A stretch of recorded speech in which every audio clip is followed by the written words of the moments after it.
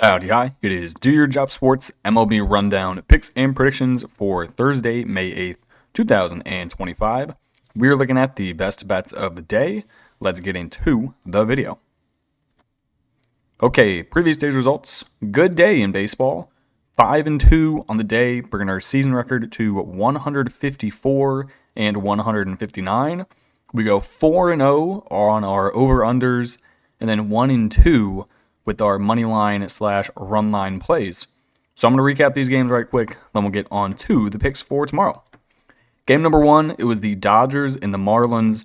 This one should not have hit. We had the over of 9.5. Through 6 innings of baseball, there was a single run scored. Just one. And then the Dodgers decided to do the Lord's work and score 9 runs in 2 innings. Final score, the Dodgers 10, the Marlins 1. I'm going to go through the stat log, see who had a good day. Freddie Freeman, 3 hits, 4 RBIs. You had Hae-Sung Kim, pinch hit. He had 2 hits and an RBI. You had James Outman with not a solo shot. He had a home run with 3 ribbies. An overall good day. Very good day to be a Dodger. Not a good day to be a Marlins fan. Although I'm pretty sure there's never a good day to be a Marlins fan because those don't exist. Next game, we had the Houston Astros and the Milwaukee Brewers over 7.5 runs. Another one we kind of got lucky to hit. There were 7 runs scored in this game heading into the top of the 9th inning. And then the Astros scored 3. The Astros win the game 9-1. Shout out to Isaac Paredes. And then, who was this? Yanier Diaz was the other guy who scored. Both hit a single, and then Yanier Diaz hit a double in the top of the 9th to give him a 9-1 lead. We then had a White Sox plus 1.5 cover in the under of 7.5 runs. Another 9th inning one where we got saved late. The White Sox were down 0-2 heading into the top of the 9th. You could argue they probably questionably should have won this game.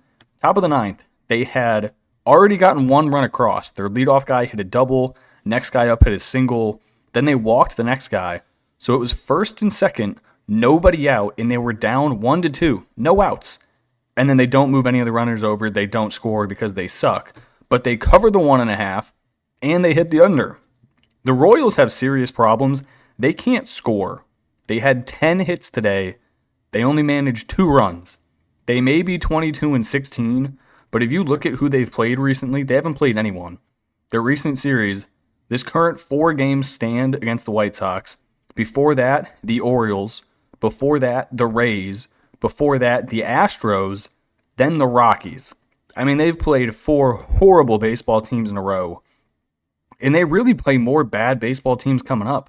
They have a home series against the Red Sox, at the Astros, home against the Cardinals, at the Giants, at the Twins. Like, they really don't have that many good teams around the bend. So I guess it's a good time to be a KC fan. All right, next game, we had the over 9.5 runs in the Red Sox game. This is another one that really shouldn't have hit, but it did. Rangers 4, Boston 10. We were going into the top of the 9th inning, needing 1 run, and we get it. So this is all of our winners today. We're losing going into the top of the 9th, minus the under 7.5 in the White Sox game. And they all hit. So that's kind of crazy. Who was it they hit in the top of the 9th? Josh Jung, solo shot, leads off the top of the 9th. So we hit the over of 9.5. Now our losers, these really never stood a chance. Maybe the Rangers, you could say, did because they led for a little bit of this game, but not really. The Brewers definitely did not, as they lose 9-1 to the Astros. They got cattywampused. I mean, they got schmacked. Astros 8 hits, 9 runs. Brew Crew 4 hits, 1 run, 2 errors. Shout out to Framber Valdez, who went 7 innings, giving up 3 hits, 1 earned on 7 strikeouts. Then we had the Rangers plus 100 on the money line. Let me go through this. I'm pretty sure they were up at one point, like 2-0. Let me see. Yes, they were up 2-0. Then Boston answered, made it 2-2. The Rangers took back the lead, made it 3-2. And then Boston scored in the final 3 innings with 1 run, 2 runs, and 1 run. So the Rangers suck. I think both of these teams aren't very good, to be honest with you. the 18 and 19, and the 19 and 19 for the Red Sox. Neither of these teams are going anywhere. Okay, that is the recap. Let's get on to the picks for tomorrow. Okay, we're going to keep this one nice, short, and sweet. If it ain't broke, don't fix it. White Sox plus 1.5. Today, they're giving us an even better number at plus 100. Yesterday, we had to lay minus 110. Today, they said, nah, we'll try to entice you in a little bit more and take this plus 100.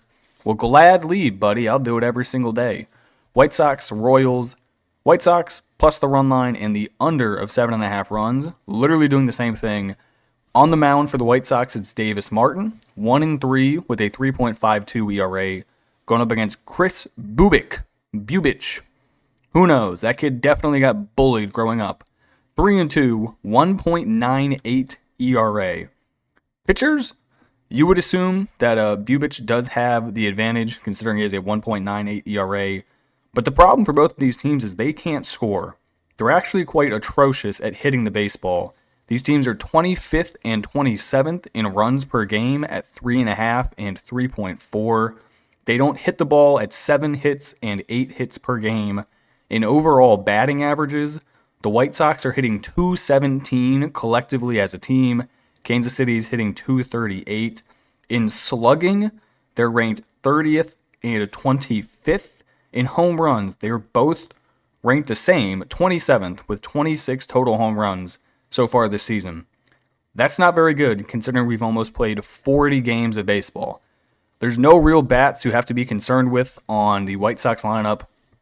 The only one you have to be concerned with on the Royals is Bobby Witt. Everyone else is garbage. Actually, okay, Michael Garcia is actually kind of hitting it.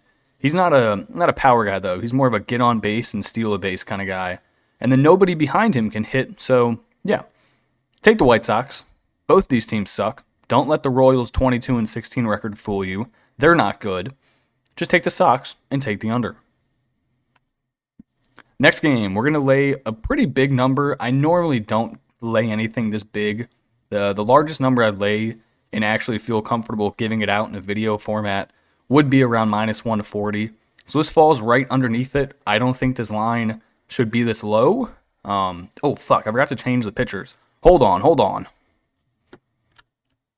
Okay, and we're back. Magically, just like that, the pitchers have suddenly changed. It is now Jesus Luzardo going for the Phillies, 3-0 on the season with a 1.94 ERA, going up against Ryan Pepiot, who is 2-4 with a 4.23 ERA. So far in this series, the Phillies, they won the most recent game 7-0, and they won the first game 8-4. So they're going for the sweep here.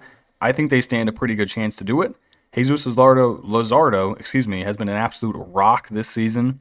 Possible Cy Young candidate. 7 games started. Still does not have a recorded loss. 41 2/3 innings pitched. 47 strikeouts with only 11 walks. 9 total earned runs, and he only has 1 home run given up. That is going to be important to note here, as they are playing in a Little League park, since their main stadium got absolutely shit on by a hurricane. Then you have Ryan Pepiot, who is 2-4 with a 4.23 ERA. Now that ERA is a bit inflated. For all intents and purposes, this is basically Coors Field in terms of how easy it is to hit the ball out. So that probably adds around like 0.5 ERA wise. But still being said, 38 innings pitched, 35 strikeouts, 14 walks, and 8 home runs. Looking at his most recent game log, he's been pitching better as of late, as he's only given up 2, 1, and 3 in his most recent starts. But in his other home starts, he's given up 6 runs, 3 runs, and 2 runs. So he's definitely better on the road when he's not pitching in this hitter-friendly ballpark. The Phillies lineup is good. They've scored lots of runs in the first 2 games. I will take them here at what I think is a kind of ridiculous line. I thought this would have been closer to minus 160. But I'll take Jesus Luzardo minus 135 and the under of 8.5 runs. Next game we got, it is the Orioles taking on the Twins. I don't know why I'm backing horrible baseball teams today with the White Sox and the Orioles, but I'm going to do it. Give me the Orioles plus 135 on the money line and the over of 8 runs. I think they can win this baseball game. The Orioles, they're 13-22 on this season. god damn do they suck at baseball. So far in this series, they lost the first game 9-1. They then lost the second game 5-2.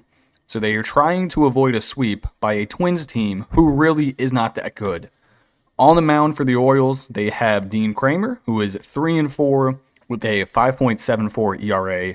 However, he is pitching better as of late. He is coming off of a start against another AL Central team in Kansas City. 7 innings pitched, only 3 hits. He's allowed 0 home runs in back-to-back games. I don't mind this. This Twins team, they do have Joe Ryan on the mound. He is pretty good at baseball, 2-2 with a 2.93 ERA. But not historically, this season, the Twins can't hit. They average 3.9 runs per game. They don't hit for power, 21st in slugging percentage. They only have 30 home runs on the season. If there was ever a game for the Orioles to actually get up and do something, it is this one. I don't think minus 170 for the Twins is valid here. I don't think you should ever be taking the Twins minus 170. They're really not that good. I don't love taking the Orioles, but here, in a spot avoiding a sweep, I think there is value. Give me the Orioles. Give me the over. Do I love it? No. Am I going to bet it? Of course. Final game. It's another really, really gross one. Also, these records are 100% wrong, but I'm too lazy to change them. Why didn't I change them? I don't know. Anyway, Angels plus 105 on the money line at home against Toronto. Maybe they can win a game. Toronto on the mound, they have Chris Bassett, 2-2 on the season with a 2.95 ERA. As of late, Chris Bassett hasn't been going the best. He started off really hot to the season. In his last 3 outings, he gave up 7 hits to Houston, totaling 4 earned runs, 6 hits to New York, totaling 4 earned runs, and then 7 hits to Cleveland, totaling 3 earned runs. In those 2 most recent ones, he gave up 2 long balls to both Cleveland and New York. So he is trending downward. Much like this Toronto team is just trending downward as well. Jose Soriano hasn't been awful in his recent starts. His most recent, he went 6 innings against Detroit, giving up 0 runs and 6 hits. His previous starts before that, a little rough. At Minnesota, gave up 3 runs. Versus Pittsburgh, gave up 5. At Texas, gave up 3. He does pitch better at home rather than on the road. I don't think this Toronto team is so bad.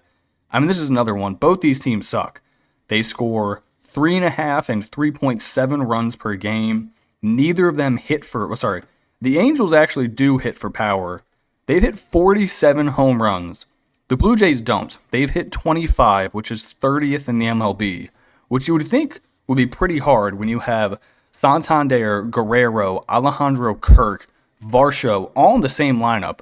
But they suck. They played Vladdy a ton of money to be dog shit at baseball and not hit for any power.